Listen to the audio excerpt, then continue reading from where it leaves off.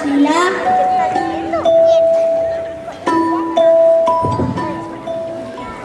En aquell poble vivien el Henry i el Paul, que eren uns pagesos que cada matí, quan el sol sortia, agafaven les eines i anaven al camp a treballar.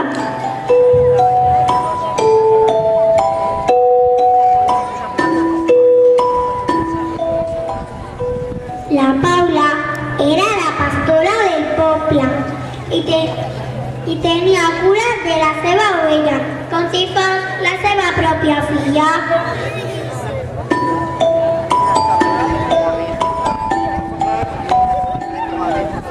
Les modistes del poble eren l'Aimar i la Xiyu.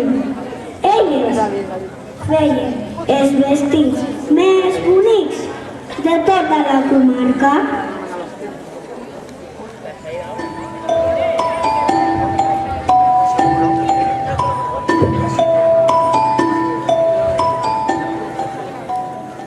En Wesley i l'Iker Rivera treballaven moltes hores al dia perquè eren els forners del poble i gràcies a ells tots els habitants del poble menjaven pa.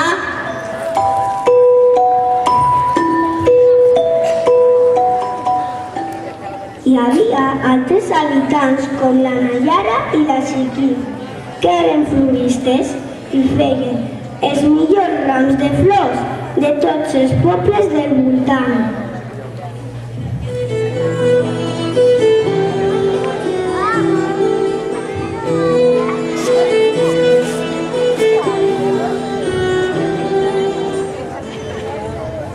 Allà també hi vivien pagesos com la Cela, Lique Caballero i la Lucero, que cada dia anaven al mercat a vendre les fruites i les verdures.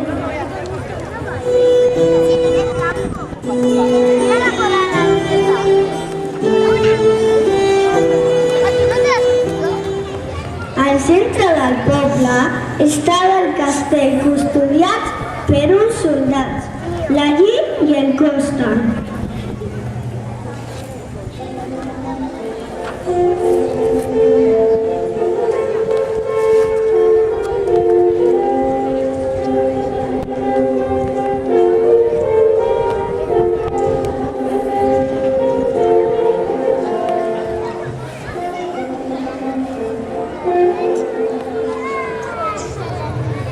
A dins del castell hi vivien Sa Majestat el rei Xinhao, la reina Nadejat i la princesa Ana Delgado.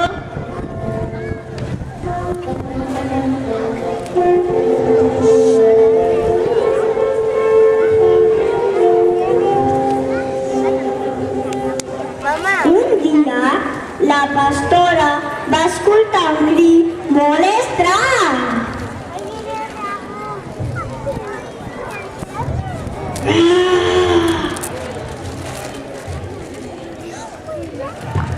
Heu escoltat? Què deu ser això? Què deu passar? De sobte vam veure el cap d'un drac que deia: tinc gana! Vull menjar! Els pagesos i la pastora, al escoltar això, se'n van anar a explicar-ho a la resta dels habitants del poble. Entre tots van decidir anar al castell per a demanar ajuda al rei.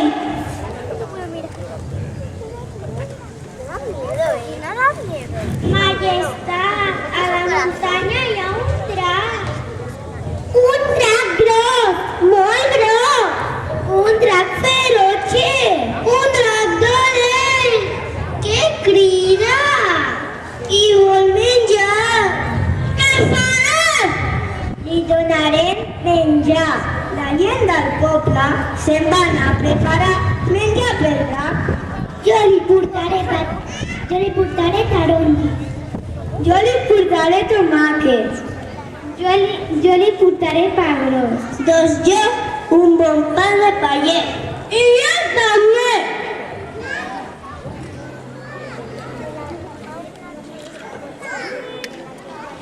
soldats van acompanyar a les palletes i al forner fins a la cova del drac.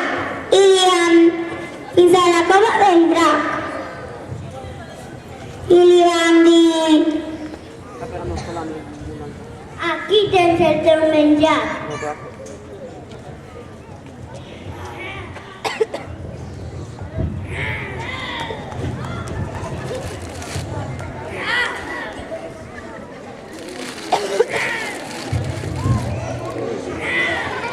Demà et portarem més. El drac, molt furiós, va cridar: Cat! Cat? Sí, si no aniré al poble i faré mal. Molt espantats, van anar fins al castell on esperava la resta de la gent del poble per a saber com hi havia anat la cosa i li van explicar allò que el drac els havia dit. En saber-ho, el rei va dir: cada dia li durem un animal perquè se'l mengi. I així es va fer. Uns li portaven ànecs i porcs,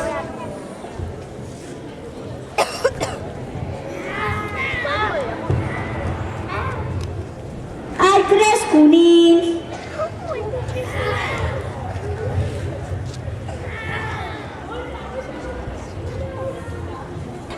i la pastora li va portar la seva estimada ovella.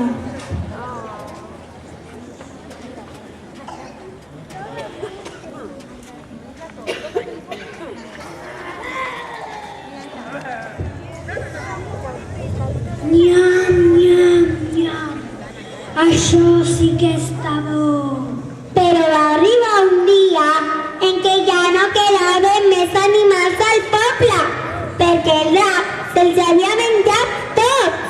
Aleshores va cridar: tinc gana! Porteu-me una noia cada dia!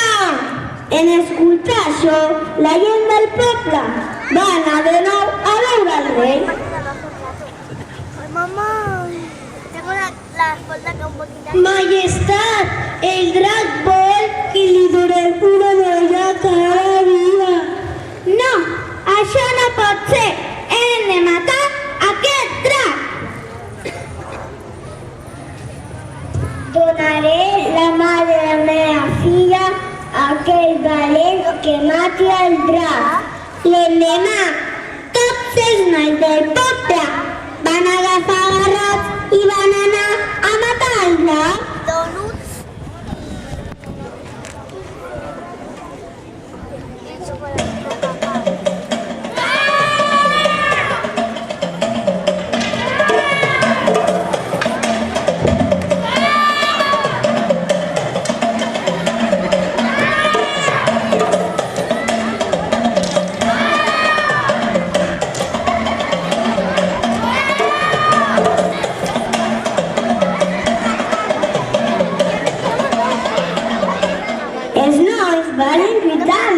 Però per més que lluitaren, no el van poder matar i van tornar tots espantats i corrents cap al castell.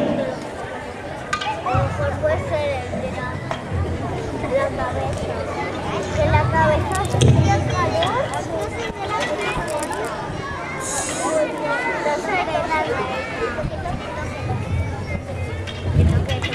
La serena.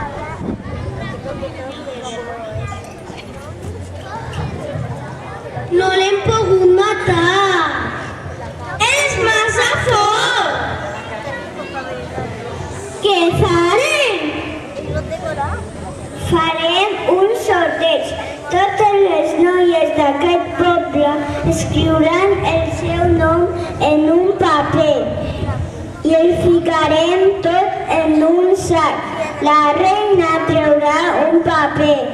La noia que surti haurà d'anar amb el drac perquè se la mengi.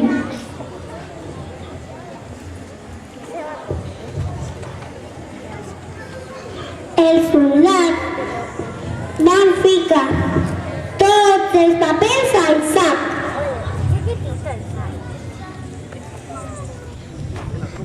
Allà veu un nicho. Fins i tot el de la princesa. La reina va treure un paper i el va llegir el rei.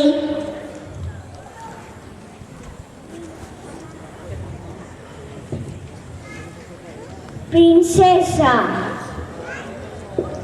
Oh, no! La meva filla, no!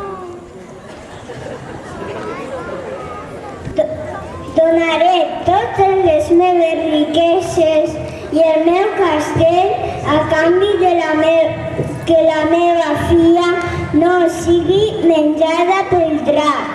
No! Ha sortit el seu nom. Li ha tocat a la vostra filla. Li ha tocat a ella.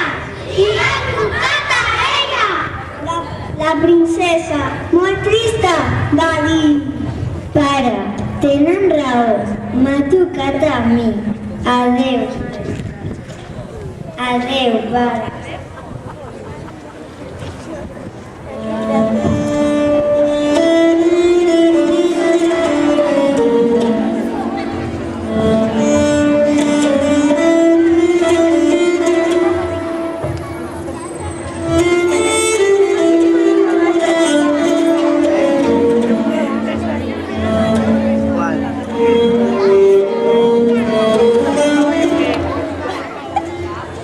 Els soldats la van acompanyar fins a la cova del drac, però pel camí es van trobar amb un cavaller dalt d'un cavall blanc que va dir: què et passa, noia, que estàs tan trista?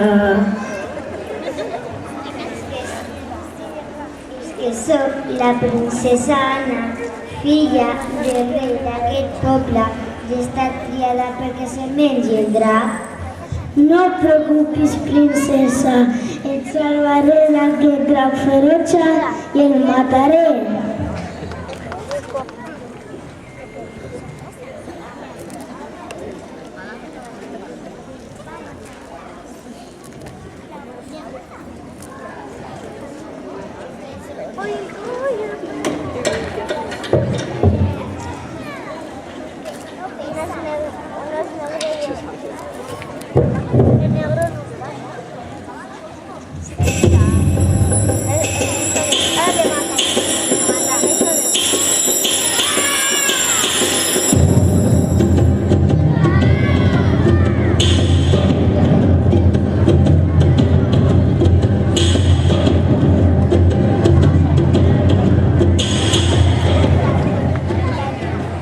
El cavaller Jordi va lluitar amb el drac en un combat molt difícil, però a la fi va clavar la seva espasa al drac i aquest va caure mort al terra. Gràcies, cavaller Jordi, m'has salvat la meva vida i la del meu poble. Però abans de marxar, el cavaller va veure que de la sang del drac va sortir una rosa vermella i la va agafar.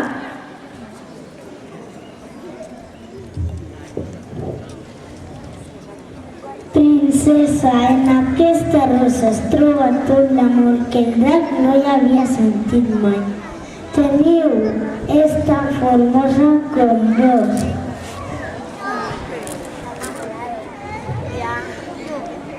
La gent del poble va anar fins al lloc de la batalla i el rei va dir: gràcies, cavaller Jordi, perquè has salvat la meva filla, et donaré tot el que vulguis. No vull res, majestat. Jo he salvat el nostre poble d'aquest drac ferotge. Gràcies, cavaller. Poble, ballem i cantem, que hem de celebrar i gràcies al cavaller Jordi en aquest poble viurem sense por.